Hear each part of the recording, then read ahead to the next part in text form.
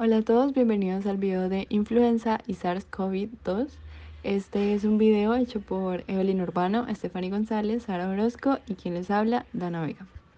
La influenza, también conocida como gripe, es una enfermedad respiratoria altamente contagiosa que se propaga fácilmente a través del aire o cuando las personas tocan superficies contaminadas.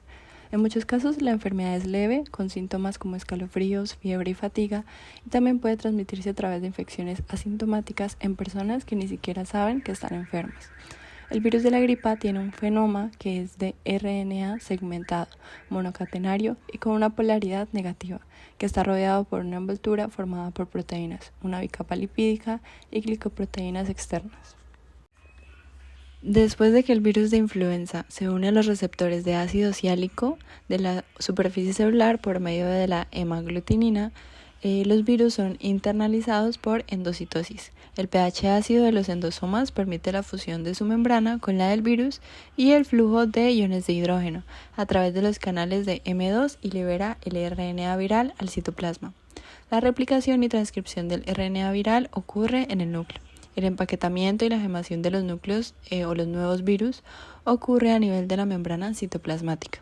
Los nuevos virus están unidos a los receptores de AS por la hemaglutinina y la neuraminidasa. Esta corta los enlaces específicos de AS galactosa, permitiendo la liberación del virus de la célula infectada. Los inhibidores de la NA se unen a esta inhibiéndola y evitando de este modo la liberación del virus de la célula. Por otro lado, la influenza es un virus que constantemente está en evolución. La influenza es un virus en constante evolución y la inmunidad a una sola cepa mediante infección o vacunación no es necesariamente segura para proteger contra nuevas cepas que se desarrollan. La inmunidad inducida por la vacuna del virus de la gripe desactivado desaparece al cabo de 1 o 2 años si no hay reinmunización, ya sea por la infección o por revacunación.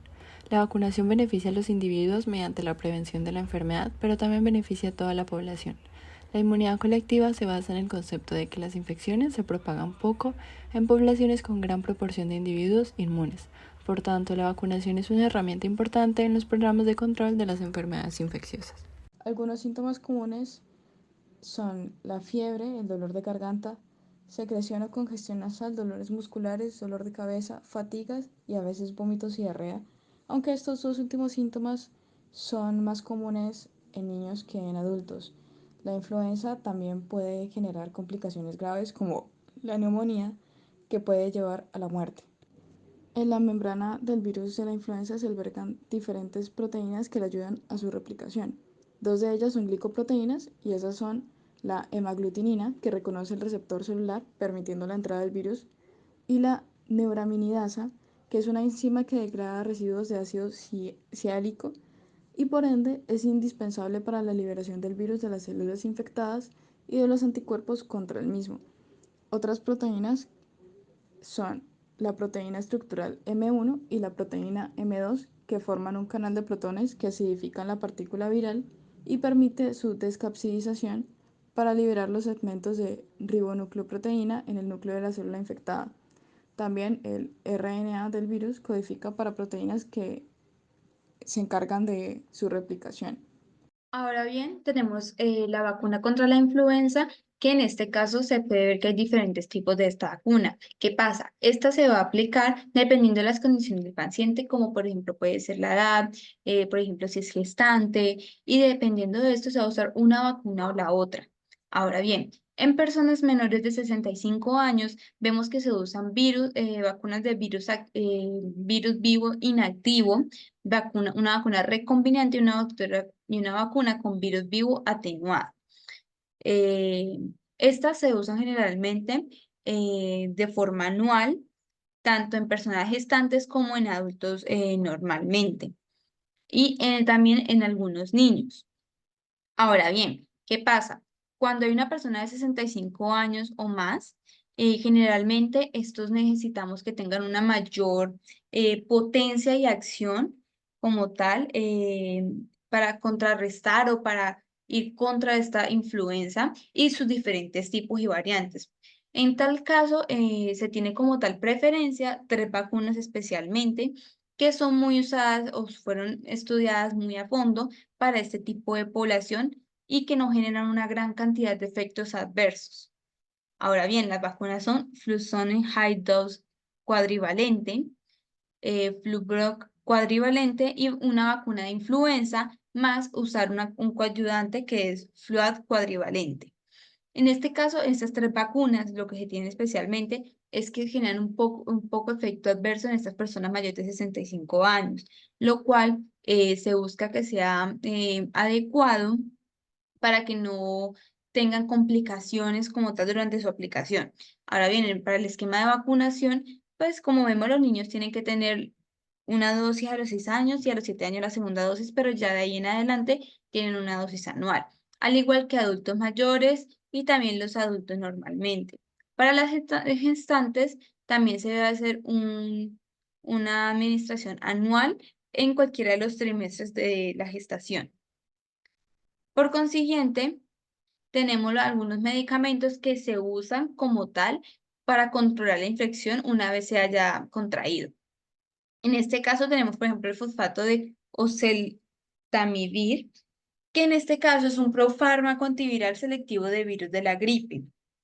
Tenemos también otros como el zanamivir, que es un inhibidor de la neurominidasa, que como tal ayuda también a reducir la duración de los síntomas y evita la propagación como tal de esta enfermedad. Luego tenemos el peramivir, que también es otro inhibidor, un inhibidor de la neurominidasa, pero algo para aclarar es que este es uno de los únicos que en este caso tiene la opción intravenosa para el tratamiento de la infección como tal, especialmente de la influenza porcina. Y por último tenemos el Baloxavir marboxil, que actúa de forma diferente, su mecanismo es diferente a los otros que ya se conocen.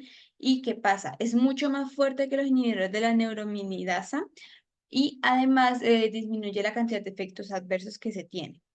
Ahora bien, para el mecanismo se tiene como tal que primero el Baloxavir marboxil es un profármaco que se convierte en su forma activa o en su metabolito activo mediante una hidrólisis que puede sufrir, y ya con una vez está en esta forma activa es que va a actuar como tal sobre la endonucleasa dependiente de la CAP o dependiente de la CAP, y esta enzima como tal es específica del virus en la influenza, por lo cual pues va a ser muy específica sobre esta, especialmente en una subunidad del complejo del RNA polimerasa vírica. Como tal, al afectar este segmento, esta subunidad, se va a inhibir la transcripción de los genomas como tal del virus de la influenza, por lo cual va a haber una inhibición de replicación de este virus dentro del organismo. Bueno, en cuanto a las medidas de prevención, primero encontramos la vacunación anual. La mejor manera de prevenir la influenza es recibir la vacuna anual. Esta vacuna se actualiza cada año para proteger contra las cepas más comunes del virus, lo que la hace muy efectiva. Evitar el contacto cercano. Para reducir el riesgo de contagio, es importante evitar el contacto cercano con personas que presentan síntomas de enfermedades respiratorias.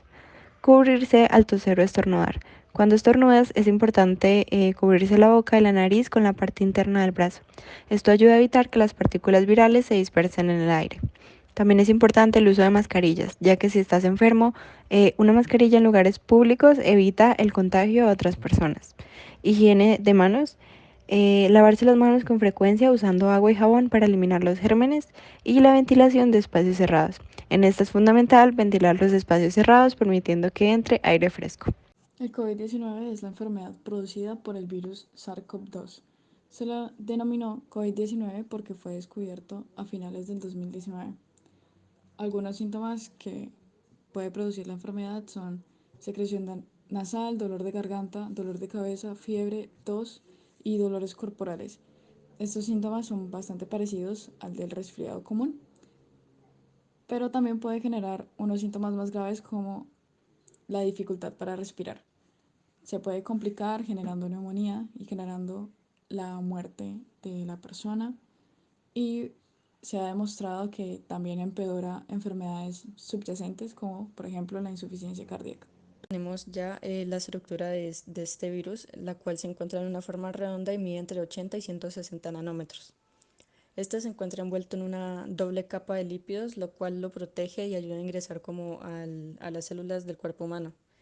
Dentro de esta envoltura tenemos tres proteínas importantes que son la proteína S o la espiga, la cual es fundamental para que el virus adhiera a los receptores de la célula humana. Luego tenemos la proteína M, que es la de membrana, la cual ayuda a mantener la estructura del virus y también al ensamblaje de estas nuevas partículas virales. Por último tenemos la proteína E, que es la de la envoltura y contribuye pues al montaje y liberación del virus desde las células infectadas. Eh, eh, ya prosiguiendo pues con la estructura de este virus, en el interior de este se encuentra la nucleocápside, que es la que contiene el ARN del virus junto con otra proteína que es llamada la proteína N. Esta combinación hace que pues forma el empaquetado del genoma y que ayuda a una replicación del ARN viral. Este tipo de COVID tiene un origen animal, específicamente de los murciélagos en herradura.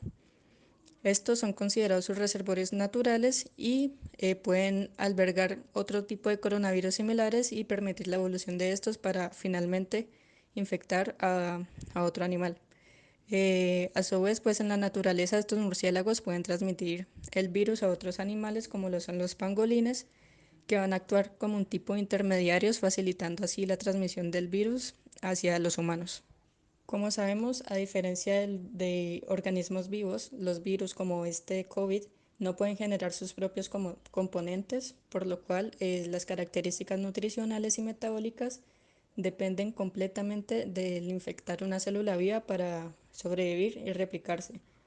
Ya una vez dentro de esta célula huésped, el virus va a poder como reprogramar los procesos celulares para que esta célula produzca componentes virales en lugar de los que debería producir el ser humano.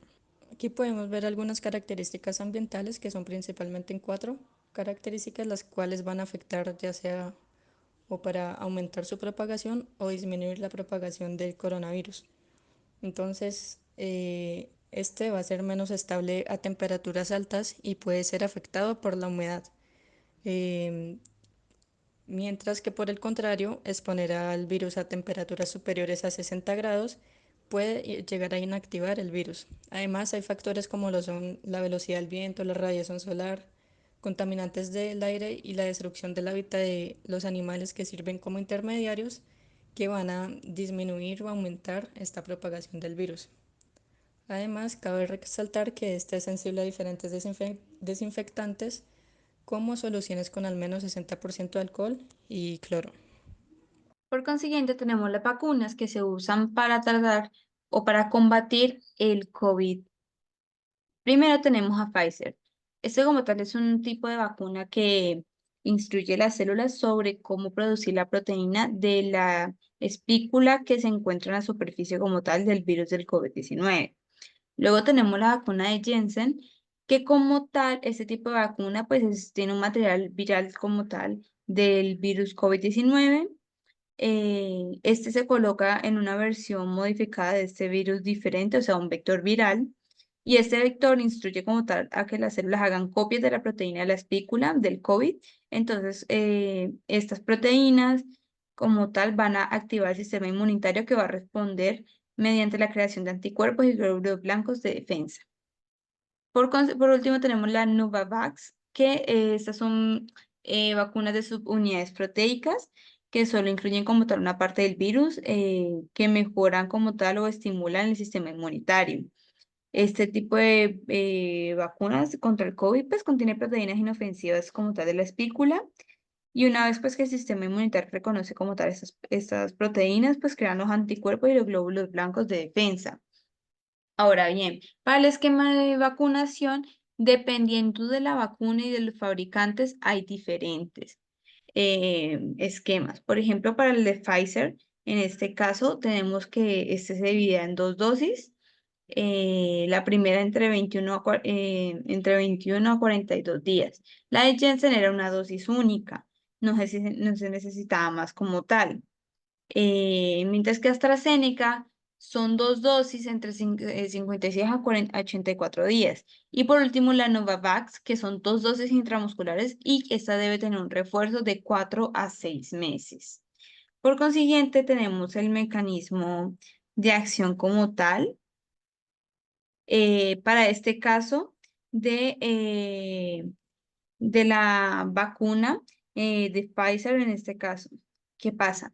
Este tipo de vacuna pues instruye como tal, como decíamos, a las células a producir una proteína de la espícula que se encuentra en la superficie del virus del COVID-19. Pues que después de la vacunación, pues las células musculares comienzan a producir los componentes de la proteína de la espícula y a mostrarlos en la superficie celular y esto genera como tal o así vamos a producir los anticuerpos. ¿Qué pasa? Pues una vez formados como los componentes de la proteína, las células descomponen las instrucciones y las desechan y el ARN de la vacuna no entra como tal al núcleo de la célula, donde se guarda el ADN, entonces no lo va a afectar. Entonces, esto es una forma de que los anticuerpos, el cuerpo reconozca estos anticuerpos, reconozca esta parte del virus y los anticuerpos combatirán el virus en caso de que te infectes más tarde. Por último, para protegernos del coronavirus es importante seguir varias medidas de prevención. Entre estas, aquí podemos ver las principales, en las cuales se encuentra que debemos asegurarnos de recibir todas las dosis de la vacuna y los refuerzos necesarios para evitar esta propagación del COVID-19, que es la enfermedad de este virus. También hay que procurar siempre cubrir la boca y la nariz con tapabocas en lugares públicos como lo son, por ejemplo, los medios de transporte o centros comerciales y así. También hay que mantener una distancia de al menos 1.5 metros de las demás personas y evitar realizar multitudes.